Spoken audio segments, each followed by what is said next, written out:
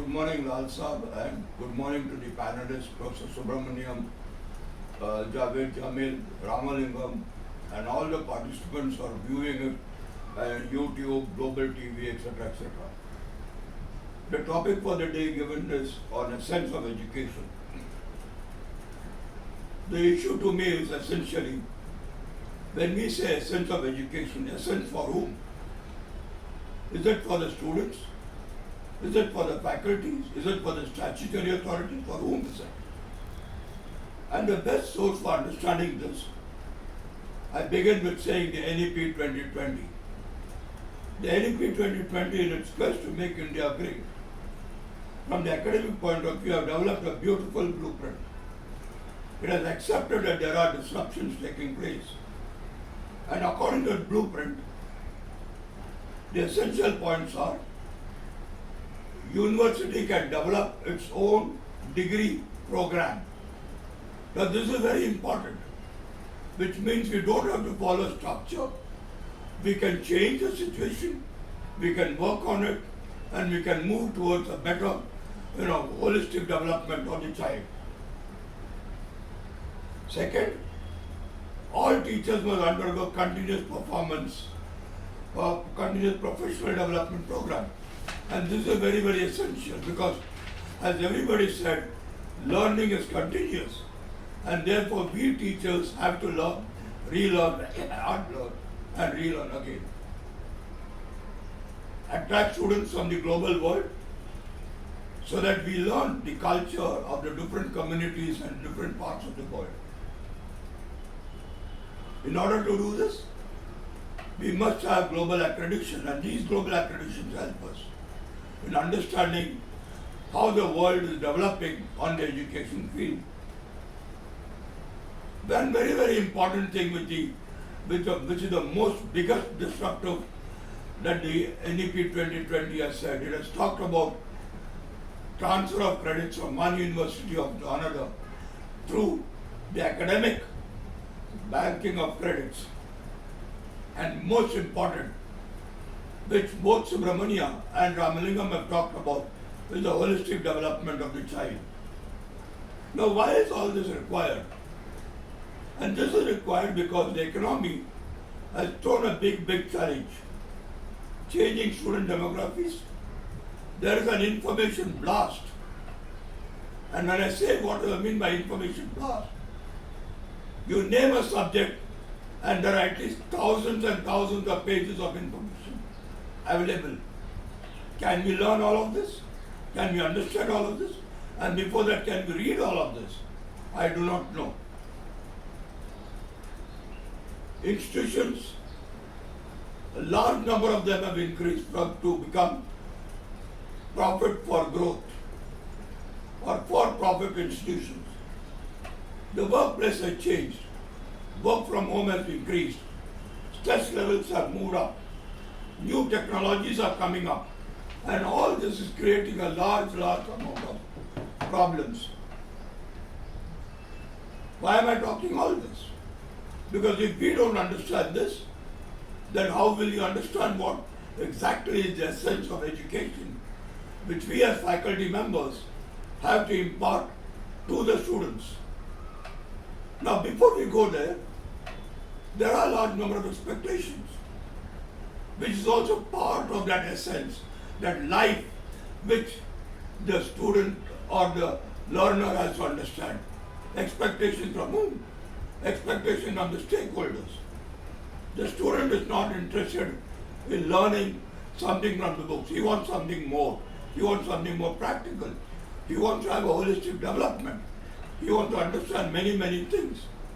The parent says, I have given birth to the child, but you, the school, is the actual guardian of the child. I want you to develop the child and make him big. Give him an entrepreneurship. Give him a good placement. Make him a good citizen of India. Make him a good citizen of the world. And for that, you have to be like a guardian for 24/7. The statutory authorities are concerned with the compliance of the acts, the rules, etc. The management is interested in the profits. What does industry want? Industry says that a student must have a theoretical knowledge, about 20%, must have an application knowledge, about 40%, and bulk of the must be on holistic development. That means how do we all communicate, how do we all live together, how do we all go together. It is not just learning, relearning, etc. But all of this must make me a good citizen of this world. From this above, we can therefore conclude that the essence of any education is that the student must have a rounded development. He should be a good citizen and contribute to the society at large. Service to the humanity is the key. The Gurukul system that we had earlier, maybe the Nalanda University of ancient India, endeavored that the students are taught all the skills that are required for the sustenance of life. And while imparting this knowledge, special emphasis was given to those skills which would make life easy for the student, which would help the child in making a choice for the future, and above all, give him an opportunity to develop those skills which are required so that he can excel in the world.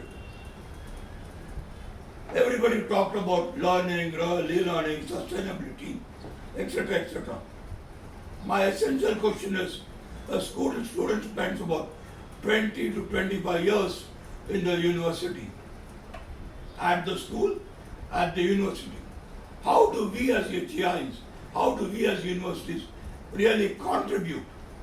It's easy to say, but we as faculties, we as directors, we as vice chancellors have a duty to perform. Our job is to inculcate certain skills, certain values, certain essences into the student so that he becomes a rounded personality, so that he is able to contribute to the society at large.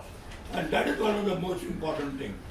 I have been talking to a lot of people on this, and from them I have developed a 15-point strategy.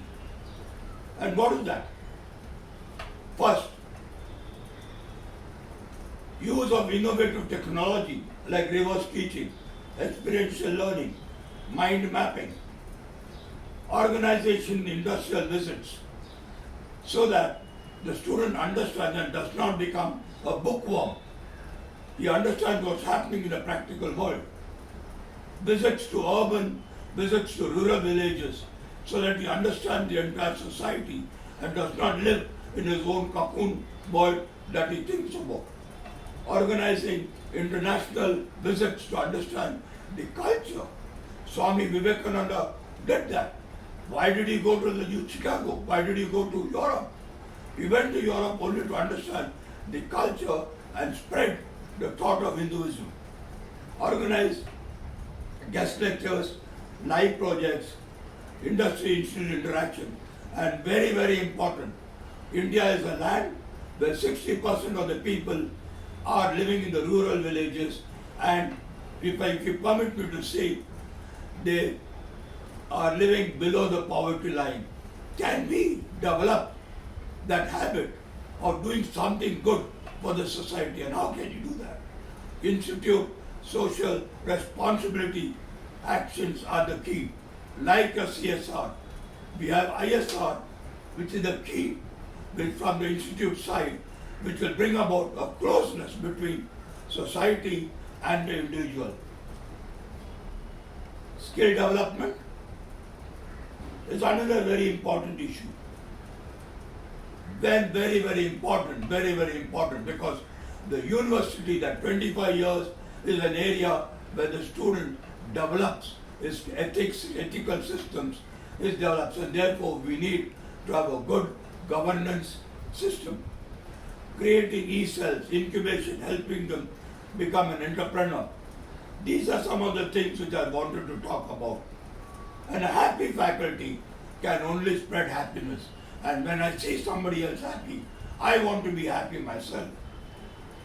And last but not the least, guys, last but not the least, today all of us look at learning, look at the university life, whether I do not know whether Subramaniam and Jamil will agree with me or not, but I find the students find the education imparted in the universities are boring.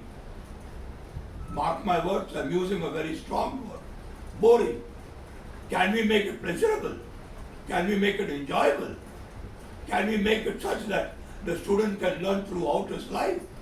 Can learn whenever he wants to learn? Now these are issues which are important, and for me therefore, I would like to end by saying, if we can implement, if we as HEIs can implement these ground rules, even a few of them, I think we have captured the essence of education and transmitted to the students so that they can develop in a very big way. My own motto is that every student of mine must become a successful student in the world, must become a person for whom service to humanity is the key. And with these few words, I would like to end my talk. Thank you and God bless all of you. Thank you very much, sir.